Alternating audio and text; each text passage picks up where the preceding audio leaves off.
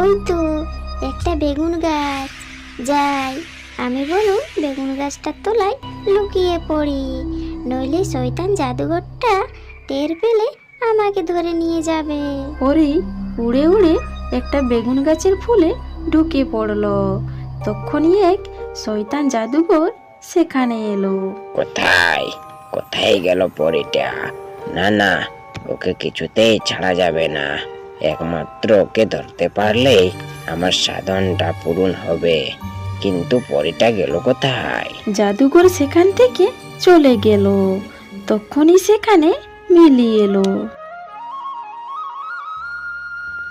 আরে এ কি দেখছি, কতদিন বাদে আমার বেগুন গাছে ফুল এলো, তাহলে তো অল্প দিনেই গাছে বেগুন ধরবে।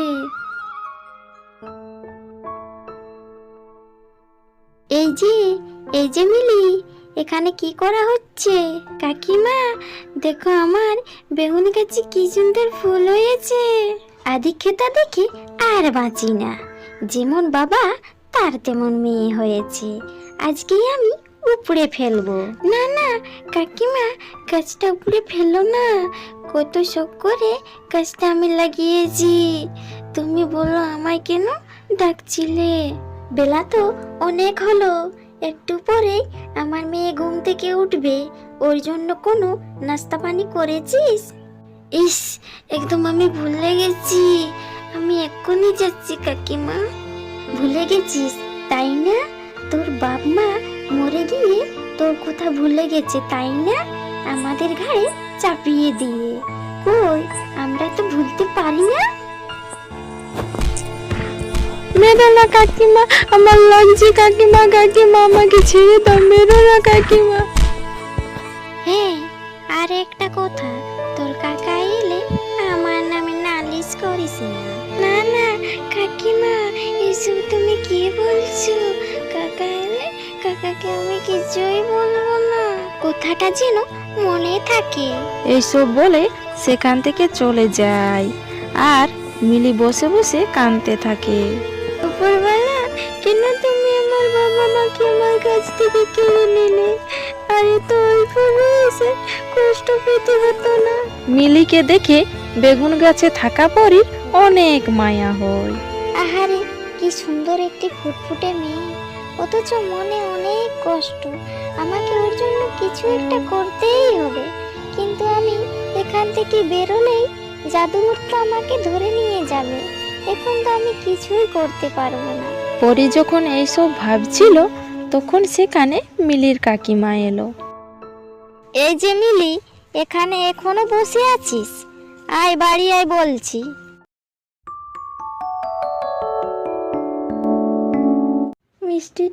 মিষ্টি দিয়ে আমার না খুব খিদে পেয়েছে রে, মিষ্টি দিয়ে আমার জন্য কিছু খাবার নিয়ে আয় তো রে, খালি পেটে আর কাজ করতে পারছি না, আমার কাজ এখনো শেষ হয়নি, টোনা দেখলে আমায় অনেক মারবে রে। টুনি দিদি, আমিও বুঝতে পারছি না টোনা কি শুরু করেছে, একটু দাঁড়াও, আমি তোমার জন্য এক্ষুনি খাবার নিয়ে আসছি। এইসব বলে মিষ্টি দিয়ে রান্নাঘর থেকে কিছু খাবার এনে টুনিকে দেয়। আর টুনি অনেক খিদে পাওয়ার জন্যই গপ গপ করে সব খাবার খেতে থাকে। আর সেখানে তখনই টোনা এসে যায় আর টুনিকে খাবার খেতে দেখে ভীষণ রেগে যায়। সে কি টুনি, এখনো তোমার কাজ করা হয়নি আর এক্ষুনি তোমাকে কে খাবার দিল শুনি? টোনার এমন চেঁচামেচি শুনে মিষ্টি দিয়ে অনেক ভয় পেয়ে যায়। ওগো স্বামী, টুনি দিদিকে আমি খাবার দিয়েছি, টুনি দিদির অনেক খিদে পেয়েছিল। আহারে, তোমার বুঝি অনেক মায়া হয়েছে ছোট বউ।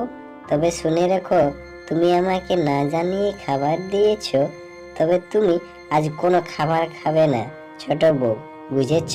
আর এটাই আমার আদেশ। এরপর টোনা সেখান থেকে চলে যায়।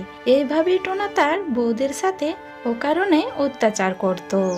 একদিন টোনা পাখি তার সকল বউকে ডেকে বলে, শোনো আমার বউরা, এই ঘরে সেটাই হবে যেটা আমি চাইবো, এখানে তোমাদের কোনো অধিকার চলবে না, বুঝেছ?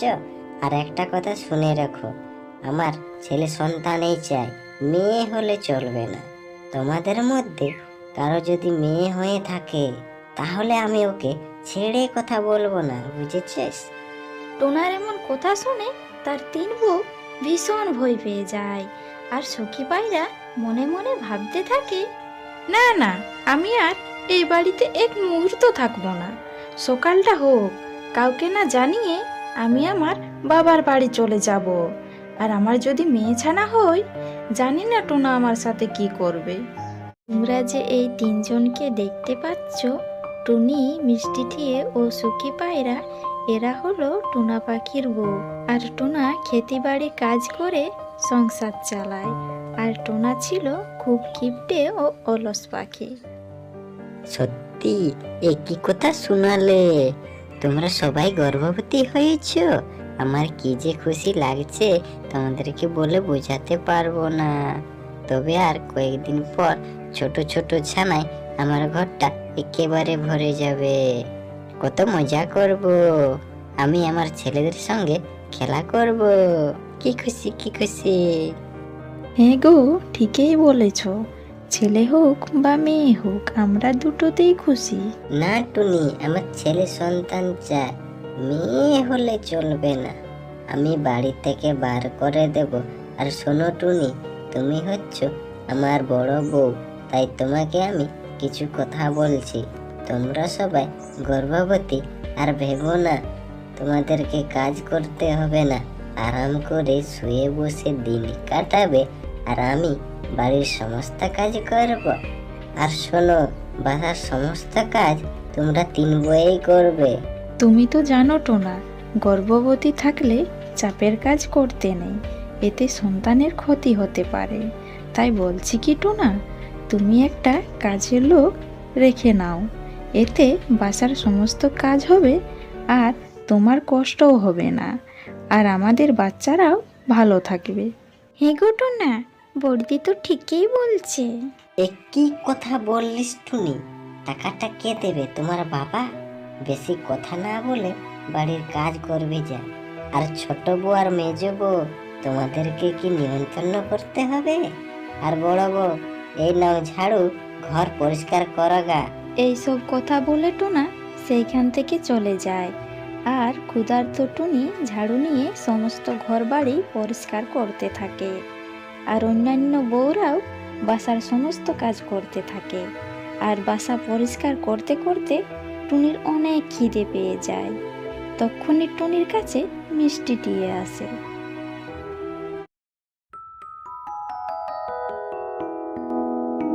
স্বর্গপুরী গ্রামের সামনে একটা জঙ্গল ছিল। সেই জঙ্গলে দুই পরিবার বাস করত। এক পরিবারে টোনা টুনি ও তার মেয়ে রূপাকে নিয়ে বাস করত। অন্য পরিবারে যজ্ঞু কাক, কাকলি ও তার মেয়ে খুশিকে নিয়ে বাস করত। দুই পরিবারের মাঝে অনেক মিল ছিল।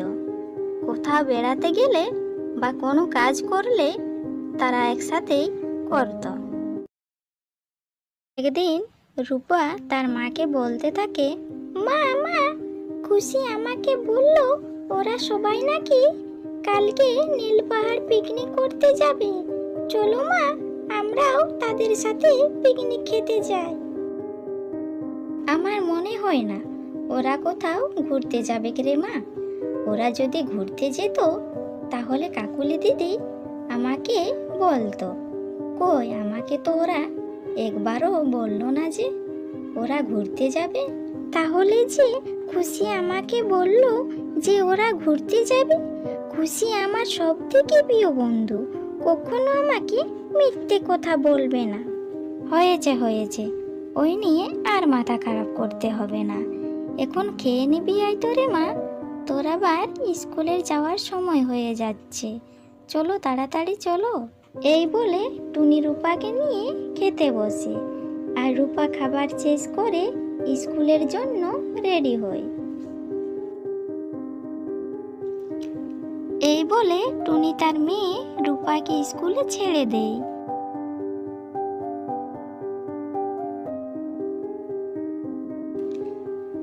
এইদিকে রাস্তা দিয়ে টোনা আর যজ্ঞ কাক আসতে থাকে।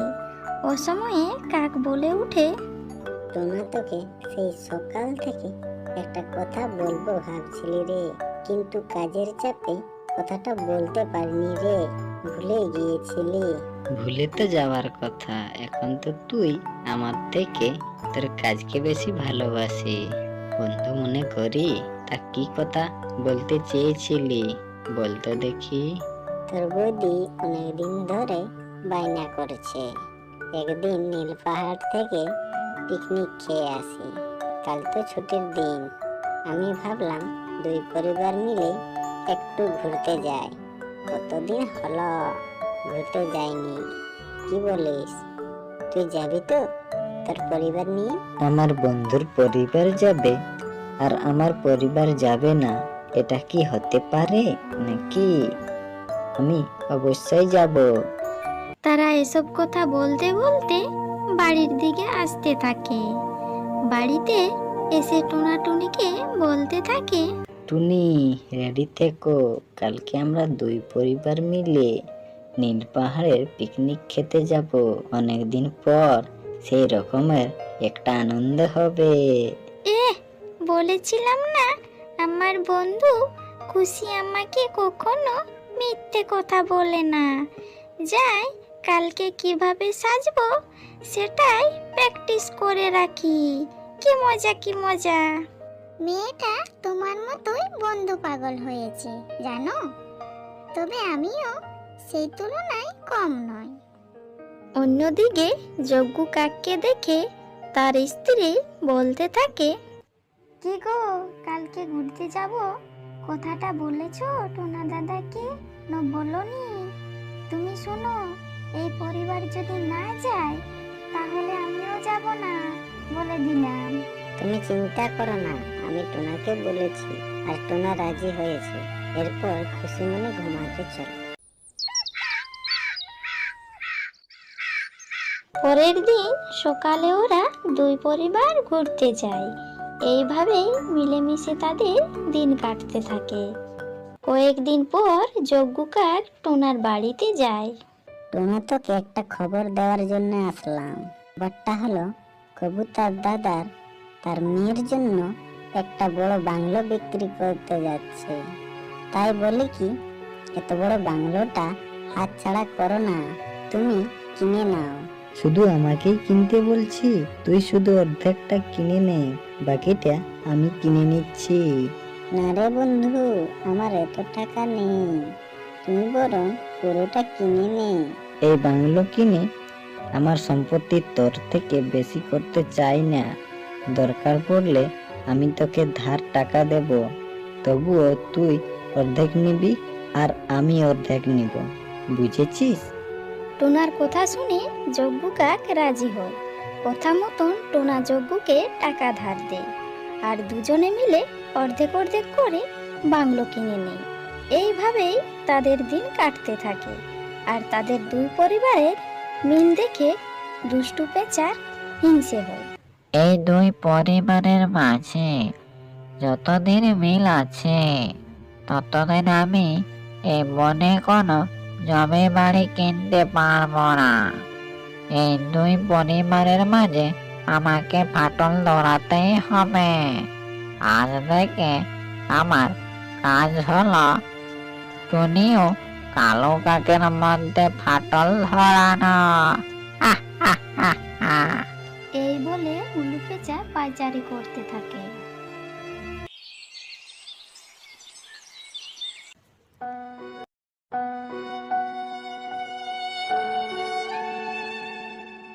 আরে কাকজে, আমি তোমাকে গত 3 দিন ধরে খুঁজছি একটা জরুরি কথা বলার জন্য। কি কথা আমার সাথে বলো তো? তোমার প্রাণের বন্ধু তোমার বিশ্বাস অর্জন করে তোমার সব সম্পত্তি মালিক হতে চায়, জানো সেটা? কি তুমি বুঝতে পারো না? কি বলছো এসব কথা? এটা আমি বিশ্বাস করি না। এসব তোমার ষড়যন্ত্র, তাই না? তোমার বাড়ানো কথা। আমার বন্ধু কখনো এমন করতে পারে না। আমি জানতাম তুমি বিশ্বাস করবে না, কিন্তু আমার তোমার ভালোর জন্য তোমাকে সতর্ক করে দিতে এসেছি জানো। এবার ভেবে দেখো, তোমার বন্ধুর সম্পর্ক আমার ভেঙে কি লাভ হবে বলো? তবে তুমি সাবধানে থেকো। এই বলে উলু পেঁচা ওখান থেকে চলে যায়। আর কাকের মতোই একই কথা টোনাকেও বলতে থাকে। আর টোনা এসব কথা শুনে ভীষণ রেগে যায়। আর টোনা যজ্ঞ কাকের বাড়িতে এসে তাকে বলতে থাকে। যজ্ঞু, এই যজ্ঞু, তোকে আমি আমার প্রাণের চেয়েও বেশি ভালোবাসি। আর শেষমেশ তুই কিনা আমার সরলতার সুযোগ নিলি, আমাকে ঠকাতে যাচ্ছিস। আমি কি তোকে কম ভালোবাসি? তুই কি না আমার উপকারের কথা ভুলে গিয়েছি? আমার সব সম্পত্তি মালিক হতে চাইছিস? আমি এটা কখনো ভাবিনি টোনা। বাহ বাহ, তোর দোষটা আমার উপরে চাপাতে চাইছিস। বিশ্বাসঘাতক, আমি আর কখনো তোকে বিশ্বাস করব না। তোর সাথে আমার কোনো বন্ধুত্বর সম্পর্ক নেই, বুঝেছিস?